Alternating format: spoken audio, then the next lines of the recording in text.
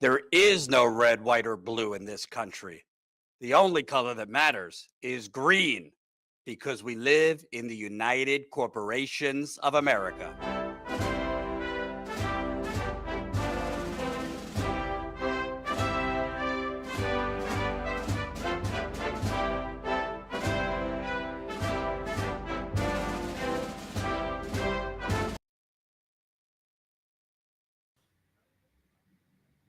Hello, everybody. How's everyone doing today? We have a crazy story for you guys today and an awesome interview with journalist Greg Palast, who has previously worked at The Guardian, BBC, Rolling Stone magazine. Greg is probably the leading reporter in the country that has covered voter suppression laws and has done some amazing reporting following the 2020 election in his newest documentary called Vigilante Inc. that is available at gregpalast.com for free right now for folks to watch. It's a story you guys all have to see.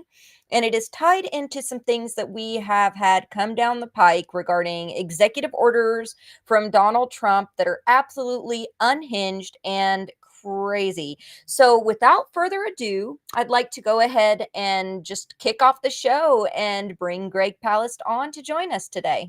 Glad to be with you again.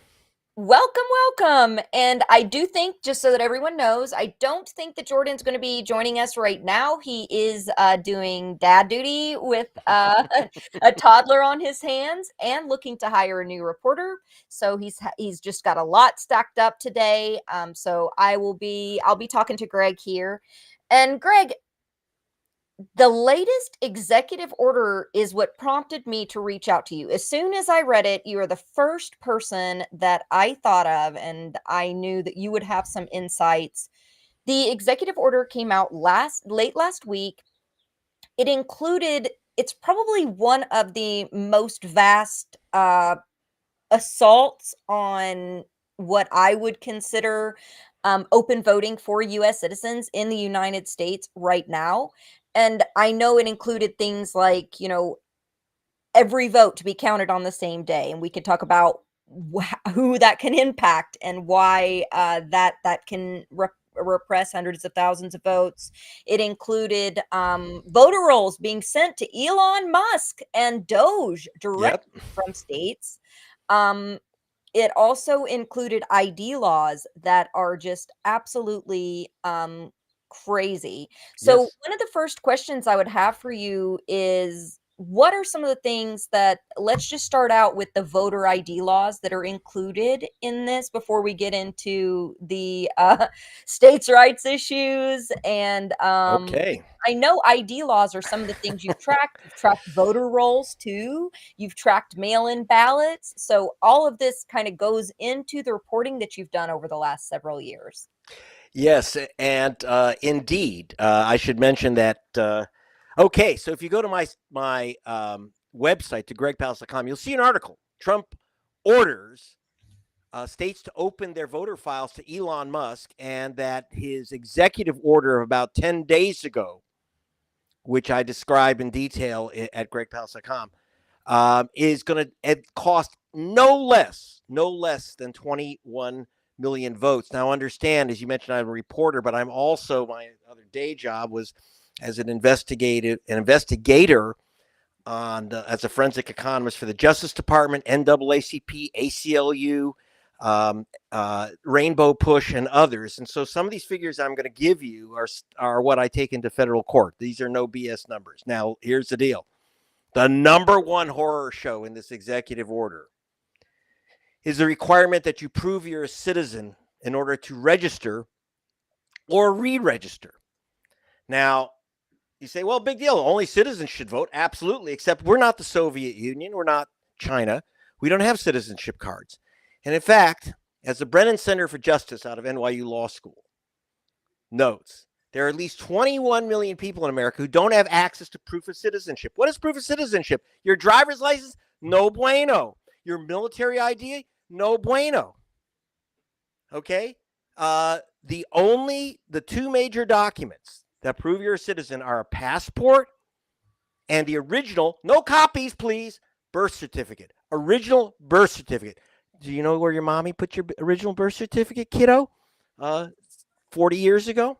And you say, well, this doesn't affect me. I'm already registered. No, it's if you re-register. 31 million Americans register or re-register, mostly re-register each year. If you move your county, you have to re-register. You better have your citizenship papers. The second one is a passport. Now, why a passport? Why do they want you to produce a passport? Well, here's an interesting fact. Only half of white Americans have passports. And only 1 in 3 black voters has a passport. 1 in 3.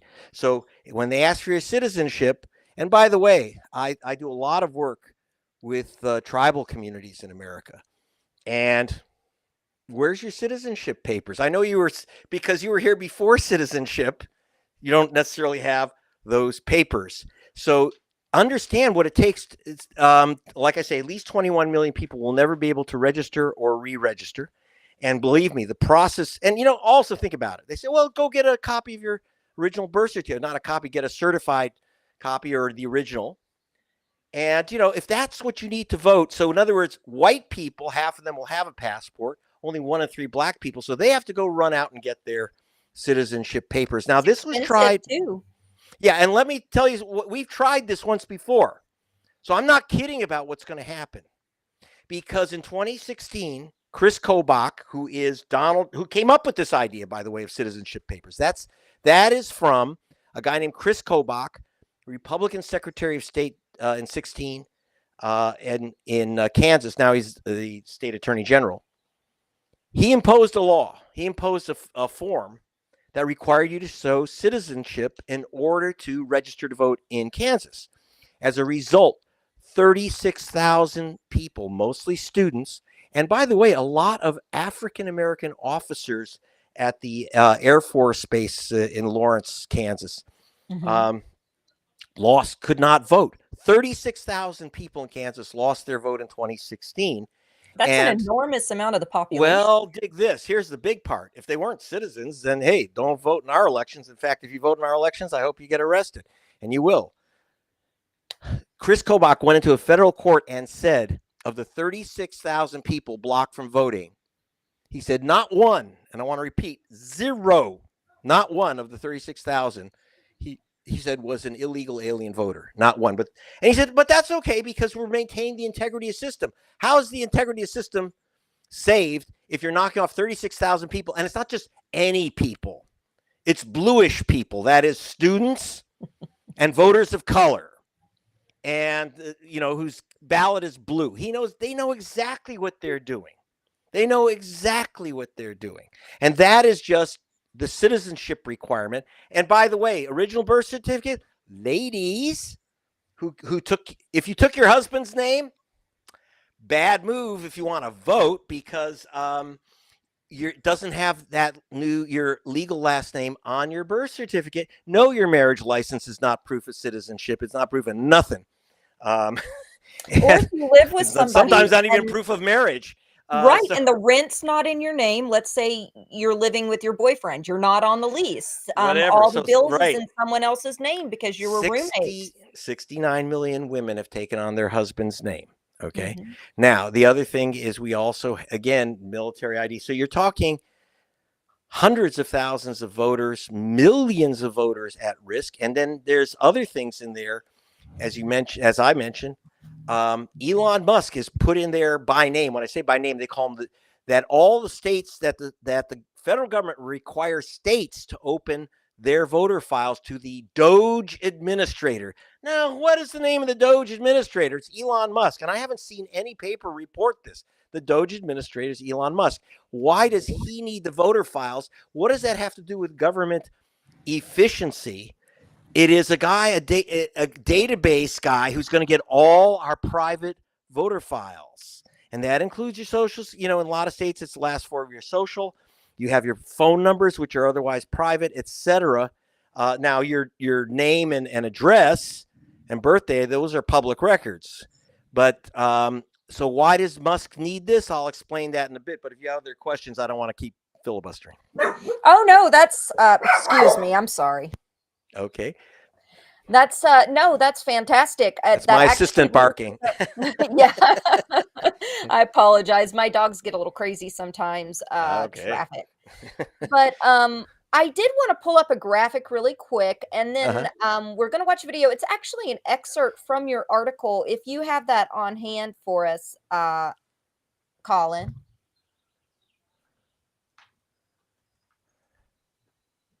Yeah, so here you list some of the things that I know we're going to be talking about today. You had just mentioned the Brennan Center reports that 21 million Americans, otherwise legal voters, don't have access to citizenship ID. Most Americans can only provide citizenship with either a passport or original birth certificate, which is absolutely insane. The real issue is who will be excluded.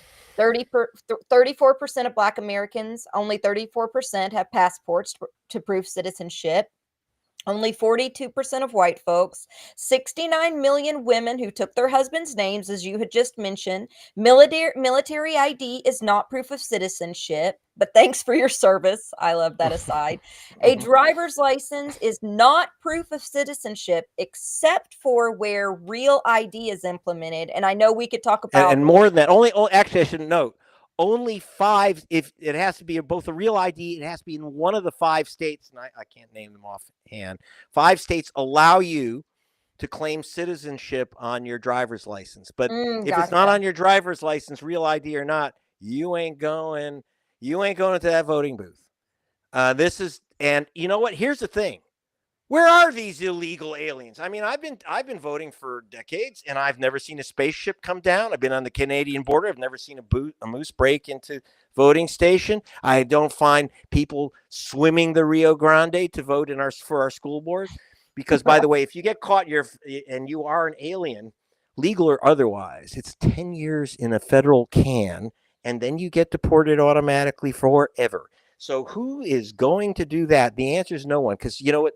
Trump and his Heritage Foundation minions have said that there are 3 to 5 million illegal alien voters that the Democratic Party is registered to vote.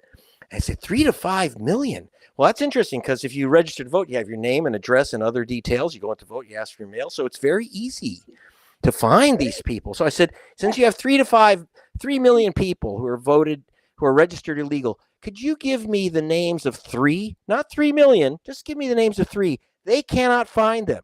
Now in Florida, that's the other thing that's in this bill. In this bill, we have a provision that secretaries of state, these are these political hacks who run our elections in various states, like a guy named Brad Raffin's Purger, that's really his name, Purger, of Georgia. What they are asking for, and they get in this executive order, is the right to access the Department of Homeland Security's immigration files. And what they're looking for, they say, if we get the immigration files, we can find all those people who've been ordered to be deported and see if they're on the voter rolls. Well, this was tried once before. When Rick Scott was governor of Florida, he forced the Obama administration, which said, we don't want to do this, you're going to get wrong names. He got the what's called the save files out of the Department of Homeland Security, and they knocked off 179,000 voters in Florida on the grounds, supposedly, 172,000. Let me get the number right. 172,000 voters knocked off in Florida illegally for being illegal voters. And then they said, well, that's no problem. All you have to do is get your vote back, is go into federal court and prove that you are an American citizen, you are who you are. So what they did was they got these files from the feds that said, we deported a guy named Jose Hernandez. So then they look through the voter rolls of Florida and find 6 guys named Jose Hernandez. And they say, well, obviously that's Jose Hernandez who's been deported. These are illegal aliens. They say, no problem. Just go take a day off from work, go into federal court and prove you are who you are. So there were a lot of voters got their names back, but here's how many illegal aliens out of 172,000. There were exactly 1 out of 172,000 who happened to be a Republican from Austria. And no, not Arnold or Adolf. but I'm not kidding, 1. And that's it. But they were very sharp, because they ended up with tens of thousands of legal voters, Hispanic voters especially, who were removed from the voter rolls.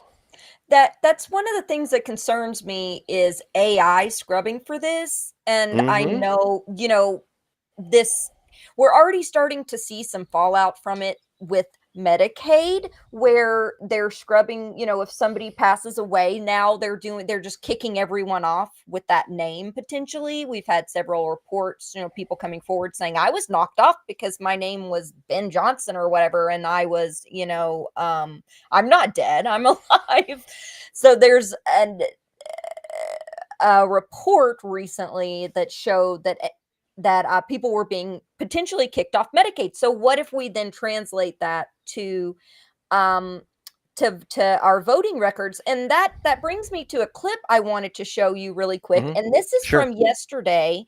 And Mhm. I don't know if you've seen this, but it was at that Republican town hall in Wisconsin where Elon Musk was giving out $1 million to folks to sign his promissory to vote, in the Supreme Court Case race Tuesday, yeah. there, the special election. And Antonio Garcia, the founder and CEO of Chicago-based equity firm Valor Equity. This dude's a billionaire too, 16 billion in gross assets, 2.2 billion in net worth, is talking about some little research he did on the potentiality of voter fraud. And it really reminded me of some of the work you've done. And I know that there's a lot of this that you can debunk. So I would love for you to hear this clip and we can circle back, because I think coupled with this executive order, of course, is going to be the gaslighting and the propaganda that comes along with it to push this narrative even further that they've been pushing for the last decade. So if you could play that for us really quickly, Colin. This is worth just reiterating. It's not people sometimes think that under the Biden administration that he was simply asleep at the switch. He wasn't asleep. No. They weren't asleep at the switch. It was a massive, large-scale program to import as many illegals as possible, ultimately to change the entire voting map of the United States and disenfranchise the American people and make it a permanent, deep blue, one-party state from which there would be no escape. Look, if I hadn't seen this myself, I'm not sure I'd have believed it. I went through it myself and mapped it, and Elon is right. This is true. The defaults in the system from Social Security to all of the benefit programs have been set to max inclusion, max pay for these people, and minimum collection. That's what's happening. We found 1.3 million of them already on Medicaid, as an example. We've gone through on every benefit program we went through, we found groups from this particular group of people, this 5.5 million people in those benefit programs. And then what was really, really disturbing us was why. We're asking ourselves why. Right. And so we actually just took a sample and looked at voter registration records. And we found people here registered to vote in this population, yes. And who did vote? And we found some by sampling that actually did vote. And we have referred them to prosecution at the Homeland Security Investigation Service. Yeah. Already. That is already happening right now. So that's Okay, I would laugh, except it's tragic. Yeah. All right, first of all, they found millions of illegal voters and illegal people collecting Social Security checks. Well, arrest them. You notice that they said they've referred them for prosecution. Mm-hmm. Does anyone? It's their Justice Department. It's Pam Bondi, who is a right-wing fruitcake who has said over and over again that there are illegal alien voters in Florida. So they gave it to her, and she has arrested zero, because they don't exist. And if they're in Social Security on the voter rolls, you got their names, addresses, all your contact information. You have Kash Patel in charge of the FBI. How come these agents aren't out there handcuffing people, arresting them, parading them, the perp wop in front of the camera? Illegal voters also collecting Social Security. It is complete baloney from top to bottom. It's not like there's, the New York Times does these wonderful editorials of saying, illegal alien voting is exaggerated, or it's there's not a lot of it. You know what? Screw you, Times reporters. This is a Guardian reporter saying we've investigated this to fare thee well. It's not that there's not a lot. There are none. Okay? None. I've asked these guys formally, and I will now, because remember, Musk is now He's now a part of the federal government. I will be issuing a Freedom of Information Act request today to say, give me the names of those illegal voters, those illegal aliens registered to vote that you said have voted and are collecting Social Security checks and Medicare. Please, please, you will have to send them to me.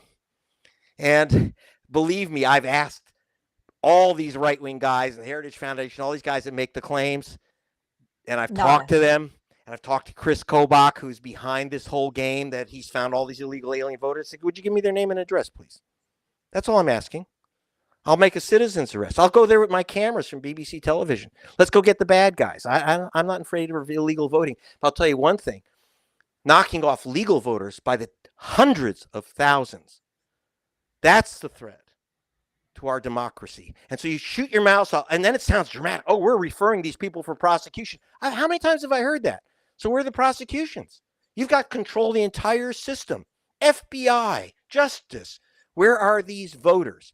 So it is a complete lie. And I remember one thing when, maybe I'm going to start talking to lawyers about this. This is defamation. It's defamation of a whole group of people. You know who they're talking about. Okay.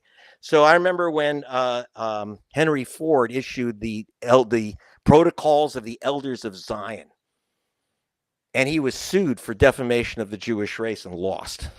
Now, they're going after, let's face it, they're talking about Mexican aliens coming across the border. I think that I'm going to encourage, I knew the president of Mexico, encourage and talk to the Mexican government. Well, why don't you sue these guys? They've defamed you and they famed your nation. But this is the worst, ugly, racist crap. And they're using it. If it was just racist bilge, well, we have a First Amendment. Knock yourself out. Say what the hell you want. But it's about, this guy's a government agent who now has access to our voter rolls. Richest man in the world. The richest man in the world who's getting your voter files. And he's going to start challenging you from voting if your name is Hernandez or Jackson or Johnson. I've seen this. And there's another provision in there that really scares me that we haven't even talked about and no one's talked about. Like, what is Elon going to do with these voter rolls? So let me explain. There was a system. The guy who came up with this whole business of the illegal alien voters, Chris Kobach of Kansas. So he had a system that I investigated for Rolling Stone and Al Jazeera. And by the way, I won the International Data Journalist Award for this. A system called Interstate Crosscheck. Now, what does that mean? What they were doing is they're taking voter files. The GOP officials in different states are taking voter files and seeing if they cross-checked the voter files to see if people were registered in 2 states. Well, you can't vote or register in 2 states. But if your name is Luis Garcia, they're going to say Luis Garcia votes in Arizona, and there's a Luis Garcia registered in Atlanta. There is a Jesse Jackson registered in Chicago and a Jesse Jackson registered in Mississippi. And so what they did is that they would take both Jesse Jacksons, every Luis Garcia, and they'd knock them off the voter rolls. And the result was nearly 1 million voters in 2016 were knocked off the voter rolls on the grounds that they were registered in 2 states. And by the way, this is how Donald Trump won the election. If those who've seen my film, again, you get that for free also at gregpalast.com. Gotta check that out. Vigilantes Inc. And there's also The Best Democracy Money Can Buy. So they're bringing back the whole point of getting to the voter files. They have said explicitly in this executive order that they're going to check, that Musk will be checking the files between states to see if people are registered in 2 states, and then they'll knock off their votes.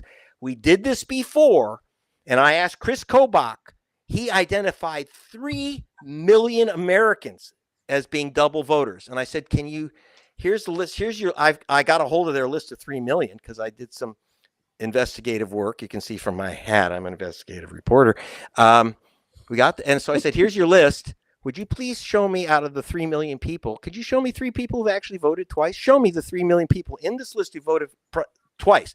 By the way, they had Jesse Lewis Jackson and Jesse Arnold Jackson were supposed to be the same voter. This is what Musk wants his hands on the voter files to do. is to figure out how to get your name off. You're on a list of aliens being deported. Oh, you've been registered in another state. Oh, you've already voted, because it says Willie Nelson has already voted. By the way, that's a true example. I spoke with Willie about this. Willie was tagged as a double voter, and he was matched with a woman named Willie Nelson. And I'm not kidding. And so this is the games that they're going to play. This is what's destructive. And this is what we have to overturn now. And if AI is going to be scrubbing this, there aren't going Yes. to be any human beings that are double checking this. They are going to be targeting. I am making the assumption, and I think you would probably agree with me, that there's a good likelihood that they are going to be targeting, as you said, ethnic names. We're talking about Middle Eastern names. We're talking about names that maybe look like people that are a little darker skin toned. We're talking about names that appear to be Hispanic. You know, these are the kinds of targets that we very well may see. Well, I got to tell you, actually, if you watch my film, someone's just asked in the chat if it was the Willie Nelson. Well, according to the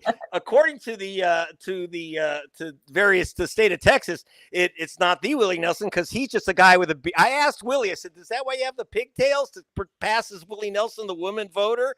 And I said, "How'd you get away with the beard?" This is true. You can see this in my film, The Best Democracy Money Can Buy. So you can meet Willie Nelson, multiple voter. This was not created for the film. This is absolutely true. And though I do have Rosario Dawson in there pretending to be an illegal voter. But so you can watch that film too. But I'm laughing about it. But we're talking about hurting people. When you talk about AI, okay, there is Donald Trump's lawyer, Cleta Mitchell. If you remember, she was the lawyer who was on that infamous phone call that got everyone indicted to try to convince the state of Georgia to disappear 11,000 votes so Trump could take Georgia. And Cleta Mitchell was on that call. She hid behind her legal front so she wasn't indicted like Trump and the others on the call. But Cleta Mitchell has formed a group called Eagle AI, which she pronounces Eagle Eye. Eagle AI, and they are using AI again. They did this already to identify what they considered illegal voters in Philadelphia. And you're wondering how the Democrats went from winning Philadelphia to losing Pennsylvania. You have to look at my article, Trump Lost, Vote Suppression Won. Here are the numbers. Now, again, I want to emphasize, I'm not talking here, because if you look at the numbers, Trump would have lost except for these Jim Crow tactics. I'm not talking about Elon Musk controlling the voting machines from outer space, guys. Forget all that stuff. This is simple, good old Jim Crow stuff. And this is what affected the election. But now they're using Eagle AI. They're using AI to supposedly identify illegal voters. As I said, if you find illegal voters, don't remove them from the voter rolls. Go arrest them. It's illegal to vote, register illegally or to vote illegally. It's a felony crime. Let's go arrest these people. They never do. They say, "Oh, look at all these." Where are the prosecutions? Where are the prosecutions? It's just like today, even things like, "Oh, all those people collecting Social Security, you shouldn't." Why don't you arrest 2 of them? Make an example of them. But what was their evidence? Oh, that their names on the rolls of people were old. Well, guess what? They have to keep they don't throw away every record, including the fact if you have spousal support or you have children on SSI, they have to keep your records long after you are gone. This does not mean it's a fraudulent check. If it is, okay, let's arrest people. Why didn't Trump say, and here we arrested Johnny Jones and we arrested this guy and this guy was collecting millions? He doesn't say that. Okay, because it's a lie. And they want to sell us a lie. And unfortunately, the mainstream media, while they tiptoe around, they are so cowed. And, I don't blame them. I'm a journalist who it's a very dangerous business right now. And so people don't want to step out and the industry does not want to step out. Look at Jeff Bezos, who just took the Washington Post and issued an order that the editorials now have to basically be pro-Trump, which is to say pro-market, pro-freedom, which is a code word for pro-Trump. Exactly. Exactly. And speaking of that, I do have one more clip to show you, and it it's Trump sort of skirting around maybe wanting to run a third term. And then after we see this, I want to ask you a little bit about well, two different things. We'll talk a little bit about some of the things that you uncovered in your documentary about what happens with poll workers who can, make biased decisions at the voting booth themselves with handwritten ballots. And then the other being, what kind of impacts can suppressing mail-in votes have as well? Because that was a big part of the executive order. Oh boy, yes. Oh yeah. So let's watch this. Let's watch this clip about a potential third term here. I think I'm popular because we've done a great job. I think we've had the best almost 100 days of any president. And most people are saying that. And it's an honor. We're bringing back our country. We're respected as a country again. And we're strongly respected. And people are amazed. I was with some very important people today, and they said that they've never seen a turnaround of the country as fast as this. Even look at our border. We have nobody coming in. And you can come into our country, but you have to come in legally. But we have nobody coming in to our country. It's almost shut down. They've never seen anything like this. The Constitution limits a president to 2 terms. Is it your understanding that they have to I don't be? even want to talk about it. I'm just telling you, I have had more people say, please run again. They said, we have a long way to go before we even think about that. But I've had a lot of people. Yeah, go ahead. Did you have something? Yeah, I just wanted to ask, do you think that's an appropriate precedent to set, even if it wasn't you in this position, to see a president serve a 3rd term? I don't want to talk about a 3rd term now because no matter how you look at it, we got a long time to go. We have a long time. We have almost 4 years to go. And that's a long time. But despite that, so many people are saying, you've got to run again. They love the job we're doing. Most importantly, they love the job we're doing. Lutnick in the background smiling is sent me, but he does start it out, which I didn't see in this clip, but he does start it out talking about he says, well, I basically already have ran 3 terms because I won in 2020 because there was so much voter fraud. I technically won. So, yeah, Well, he's saying he doesn't want to talk about it while alluding to this is already his 3rd term. Well, he's okay. They were talking about tricks that they could use to give him a 3rd term. And one is that they run Vance as president, him as vice president, and Vance resigns. But that runs counter to the 12th Amendment to the Constitution. But, here I am. I'm talking about what's written in the Constitution as if these guys give a damn what's written in the Constitution. Right. They are already testing the waters. For the first time since Andrew Jackson in 1830, they're testing the waters. It's been almost 200 years with the idea that they can just tell the courts to go to hell, that they don't have to listen to a court ruling. And that's coming. So they've already tested. They've already pretty much said, screw you to judges. We're going to do what we want. But they are still pretending. They're saying, well, we're kind of following the orders. We read it this way, that way. But they're getting ready to say, screw you to the Constitution. Now, what I'm very concerned with when he talks also about the 3rd term, here's what I'm concerned with. That he's very good at stirring the pot. Or letting the toilet back up, however you want to look at it when you listen to this guy. And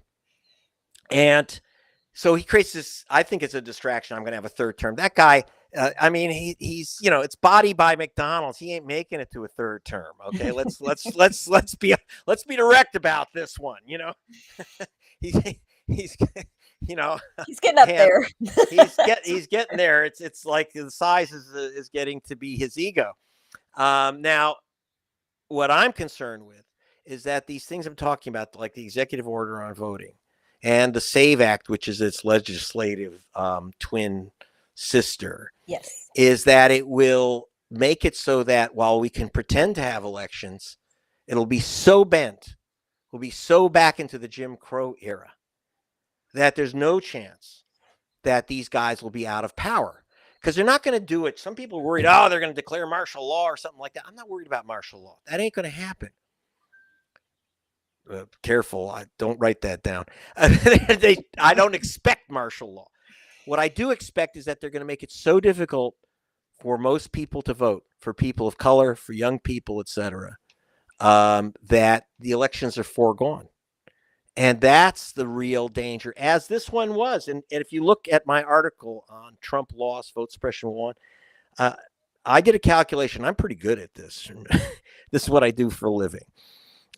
In 2024, Kamala Harris, if not for the various Jim Crow tactics I've identified, would have had 3,565,000 more votes. She would have won the popular vote by 1 million. She would have taken 4 states, Michigan, Georgia, Wisconsin, Pennsylvania, except for these tactics, purges of the voter rolls, et cetera, that we are going to accelerate now under this executive order. And God knows what else is coming down the pike. Plus, the laws we have, like the Voting Rights Act, not only has the court gutted much of it, the Supreme Court, but the Voting Rights Act, the National Voter Registration Act, and this thing asking for citizenship is a direct violation of the National Voter Registration Act. It's a direct violation of Article 1 of the Constitution, by the way.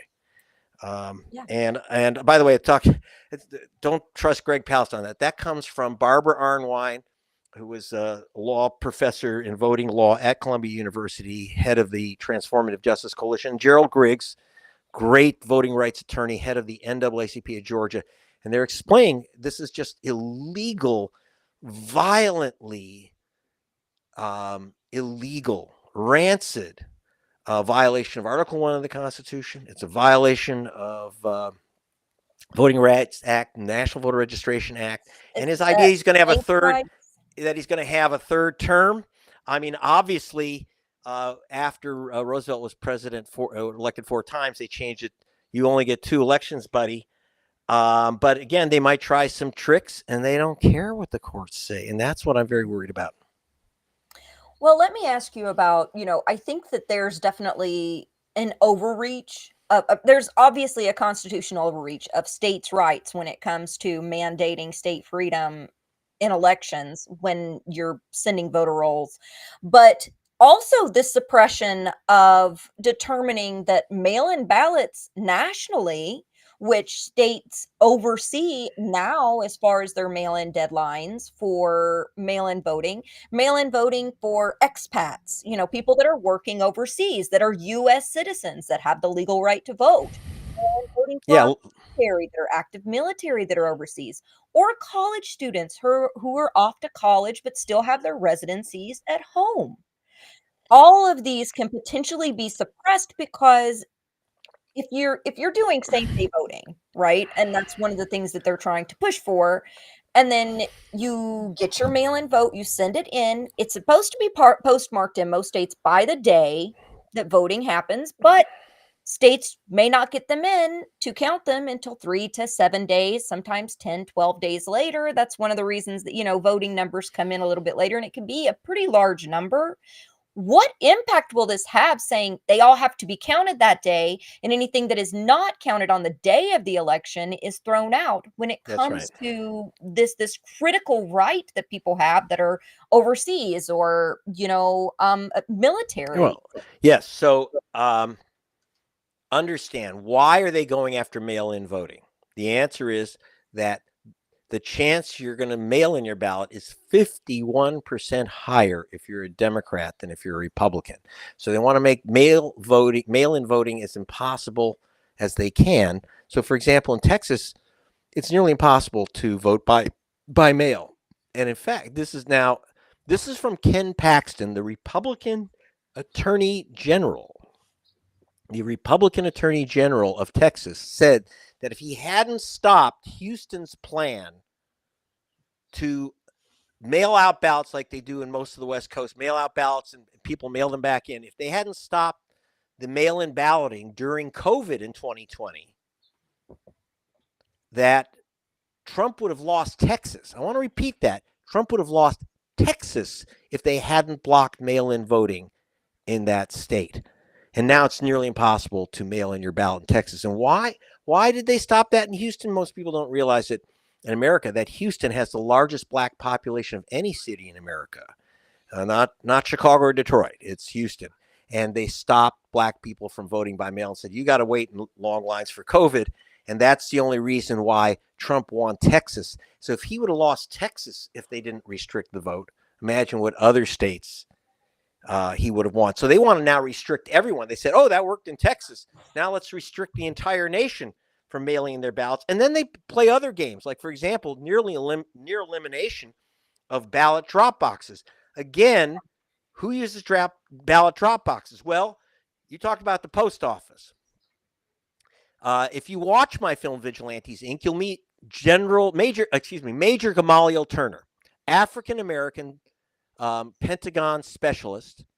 He's 70 years old, now 72.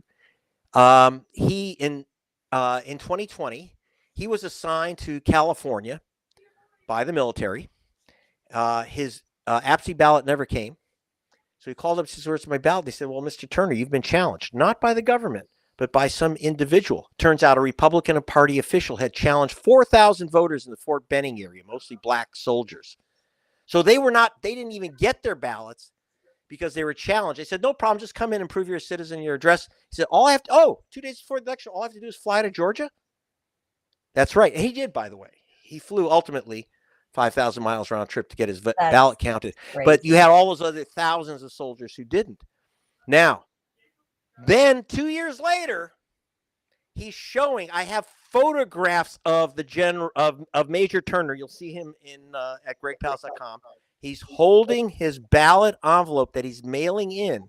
So we know that more than a week beforehand, because he's illustrating to young soldiers how you fill out an absentee ballot. Well, the state of Georgia said his ballot, even though it was mailed more than a week in advance, his ballot wasn't counted because it was late. So what they were doing is they were letting the post office determine whether you have your voting rights. Whereas it's always been true that if your ballot is definitely mailed before the election, and by the way, in Pennsylvania, the GOP was challenging voters, says, oh, that ballot has no postmark. Well, most of those ballots that they challenged actually been received before Election Day. So who cares what the postmark is? And just so you know, in many post offices, because they get piles of these ballots, they just put them in a bin. They don't run them to the machine for postmarking. So you leave it up to the post office whether they decide to postmark the ballot and when they decide to postmark it.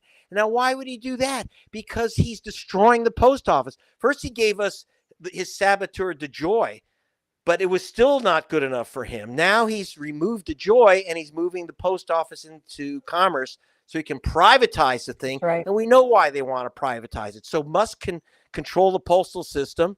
This is no joke. So Musk can buy it and his cronies can buy the postal system, slow down the mail in elections if they can't eliminate mail-in balloting completely. Right. And one of the last things I kind of wanted to talk to you about was we've talked about the mail-in voting. We've talked about, the craziness that's in this executive order. But there's another thing that currently exists, and this is one of the proof of citizenship. One of the problems with that is the biased nature, and I'm not trying to demonize poll workers because there's tens of thousands of amazing poll workers, but there is also bias innately in that system. And that's one of the things that you covered in both of your documentaries, but it really was exposed in Vigilante Inc. And I wanted to ask you about that. Yeah. Yeah. So it's not when I talk about poll workers, I'm talking about the state, the major state and county officials and political leaders. The little lady behind the desk, she's a volunteer or she's getting paid peanuts to be there all day. She's trying to be helpful, but she doesn't know all these new suppression rules. So, for example, you get your name removed because you're Jose Garcia. You walk in and they say, oh, well, you've already voted in Texas, so you can't vote here. Or usually the nice lady behind the desk, and it's usually a lady, that's what I mentioned, says to you, you've been purged from the voter rolls. It says we don't know why. So they say, here, fill out this provisional ballot. And they don't mean to fool you, but they are. The provisional ballot is where your name's on the voter rolls. Say, oh, just fill this out and they'll count your ballot later after they check your registration. If you're not registered, you're not registered and your ballot will never count. So what they do is they say, look, You fill out this provisional ballot, sign your name, and they'll count it later. No, they won't. Okay, let me give you a statistic that should set your hair on fire. Well, in my case, you can't set my hair on fire, but you got the idea. You can set my hat on fire. But the in the last election, about 2,120,000 ballots. 1,216,000 ballots were disqualified. Provisional ballots, because according to the Elections Assistance Commission, remember, my numbers come from the federal government and state governments. It's not my numbers.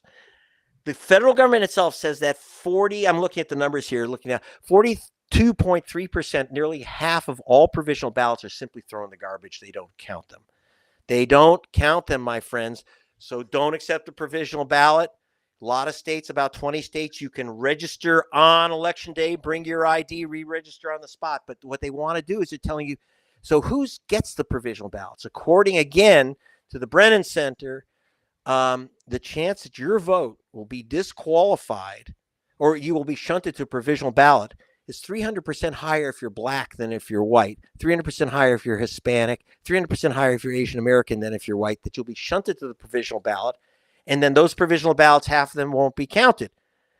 And what they do at these precincts, you've got not the officials, but you have these so-called poll watchers from the Republican Party who are challenging ballots. So they'll say, oh, the middle initial, they register with the middle initial, like in Georgia. You register with the middle initial, and then you sign your ballot, and you leave out your middle initial. Out goes your ballot.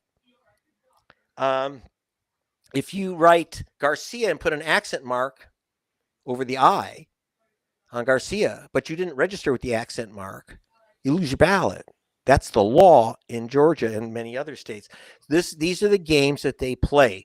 America's nasty little secret is that we don't count all the votes, and we don't let every American citizen, legal voter, we don't let every legal voter vote. And that's what I've been working on for 25 years. But again, by the way, this has nothing to do with fixing voting machines or anything like that. Voting machines are not involved in this discussion. This is purely about purging voter rolls and disqualifying ballots. That's where the action is. And now Elon Musk will have access to every single voter roll in the entire country, which is a breach of states' rights for him to be, I imagine he's probably going to get contested by some secretaries of state regarding this. Yes, well, one of the things that's going to happen wouldn't be. One of the tricks that they're using is to say, because the federal government has money to help with the physical process of elections. So there's some federal subsidies. And he's saying if any state which doesn't turn over their voting rolls to Elon Musk, or Doge administrators, they call them, if you don't turn your voter rolls over to Musk, you lose all your federal funding. And so it's this hammer over the heads of the states.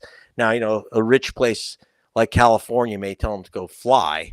On the other hand, we don't know what's going to, so some states, but they don't care very much about California, but they do care very much about Georgia and Arizona and Pennsylvania, Michigan, Wisconsin. Now, I've done analysis of what these guys have done. For example, in Wisconsin, there was in 2020, there was an attempt to remove voters again who are registered in 2 states.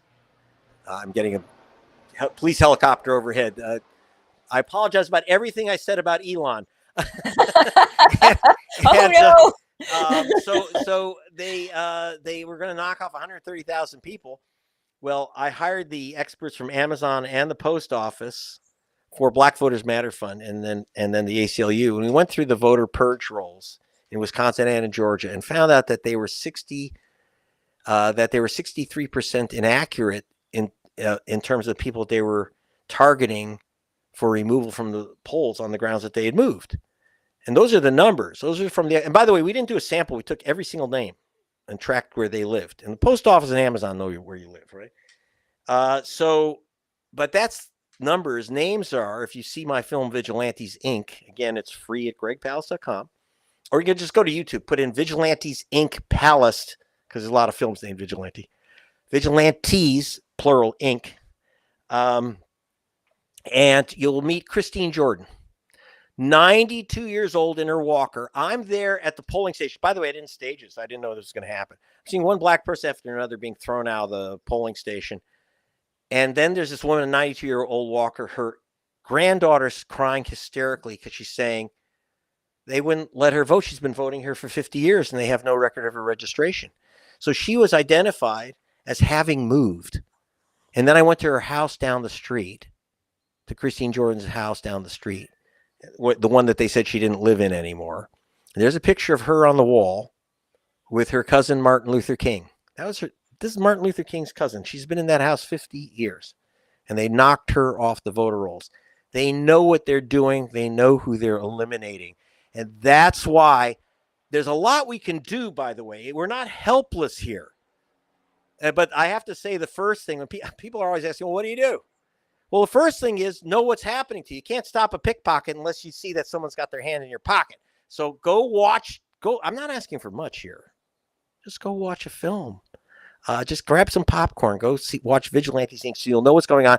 Pass on the YouTube link or any of the other links I have to the film. And we'll have it all down in the description for you as well. Great. We'll make sure that and Colin, just make sure that the link to Greg's website and to Vigilante Inc. is included in the description as well. Thank you. And so what I'd like to do is watch the film, sign up at gregpalast.com so you get the more details about this, about how vote suppression is technically done. Send it around, warn people. And once we start warning people, we can take action to stop this stuff. So first we have to have the knowledge and take action. By the way, I always tell people, begin with saving your own vote. Always check your vote about 10 weeks before an election. You can check your registration on Secretaries of State website in every state. And don't be like Christine Jordan, assume that because you've been voting the same place 50 years, you're going to vote there again. They're coming after you. So go protect yourself. Well, thank you so much, Greg. And I think we kind of, find Greg Palast at www.gregpalast.com. And that's really good advice to close out with. I appreciate so much all of the work you've done. I cannot wait to see the article that you have coming out with your latest FOIA request, debunking some of the myths. So not only does Greg cover how to protect ourselves against voter suppression, but also debunks a lot of the myths that are out there. So if you're confused with all the information that's coming out, especially all the propaganda, it's a great place to go for resources on what is real and what isn't regarding your voter rights and regarding voting in the United States, the problems that we actually have. Because we do have real problems and the ones that are a woven mythology to suppress our votes. Did you have any final thoughts before I? Well, I want to thank Zeynab. I want to thank you and Jordan for giving me a platform to get this word out. As you know, I'm kind of on the nightly news in Britain and the front page of the big paper. But in America, we got to kind of go in Sami's dot through Status Coup and other truth tellers, because we don't get this info in the U.S. It's kind of shameful, but God bless you for giving us this platform. Well, thank you so much. And I am so grateful that you joined us today. You're very welcome. All right. Thanks. All righty, guys. It will be a short show today. I'm so glad that Greg gave us a whole hour of his time to go through some of this craziness that is happening with voter suppression tactics, with this latest executive order. There is another executive order to keep an eye on, and that is one that came out the very same day. And I know that Jordan has covered this, and that is workers not having federal workers are now prohibited from unionizing and union activities, which is absolutely outrageous. I will be going live tomorrow at noon discussing that executive order, as well as just some crazy tweets and nonsense that was shared on the official White House page. Some of the most racist, vile content you will see and we have seen in years, straight up straight up jackboot behavior. And we'll be talking about that on my show, Bullhorn Bulletin, for my first ever live stream tomorrow at 2 p.m. So the description for where you can find that will also be available. And you can also find me on my Substack if you want to follow. I will be interviewing Kate Willett on tomorrow evening as well, and she will be talking with me about, comedian Kate Willett will be talking with me about Ezra Klein's new book Abundance, and the Democratic Party trying to rebrand themselves, at least a wing of the Democratic Party, with a new style of Reaganomics and deregulation. And it's pretty wild stuff. It's very similar to what we're already seeing from the Republican Party. So it is alarming that this is happening within the Democratic Party too. And as always, please donate to Status Coup if you can. Jordan is out today because he's still busy wrapping up interviews and trying to get us a full-time on-the-ground journalist to cover more of what is happening within our communities, to go to more disaster zones like the fires and the explosion in California that was covered by Tina Desiree Berg, like our coverage in East Palestine, the amazing coverage that John Farina has been doing on the ground, following all of these different protests that are breaking out across the country, from the Tesla protest to the union organizings that are starting to happen to the Bernie and AOC rallies lately. We have done a tremendous amount of on-the-ground coverage. If you guys want to check out our live streams that we have already done within the last couple weeks, there's so much content there. We were also at the Veterans Rally, and that was some really, really great coverage by John Farina. But we need money to go on the ground. It costs to have the recording equipment. It costs to book the hotel rooms. We help people eat that are doing the work. And we like to try to pay a living wage here at Status Coup. And recently, Collins came on with us full time. And so we're also going to be looking for a new producer pretty soon so that we can get even more content out to you guys. So please, it's $5 a month at info@Status Coup. Or Status Coup/info. And if you could flash that up on the screen for us, Colin. And then I don't know if we have any super chats or not, but we'll get to those if we do have any.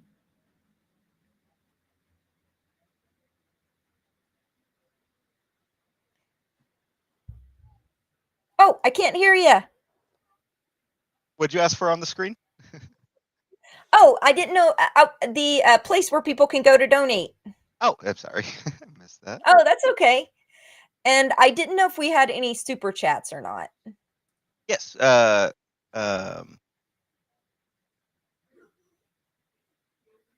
I guess we don't have a donate, but I'll have to add that in a sec. But we have a super chat. I'll also real quick mention, because I wasn't able to tag it. We got a new YouTube member, Ruth Rudin, and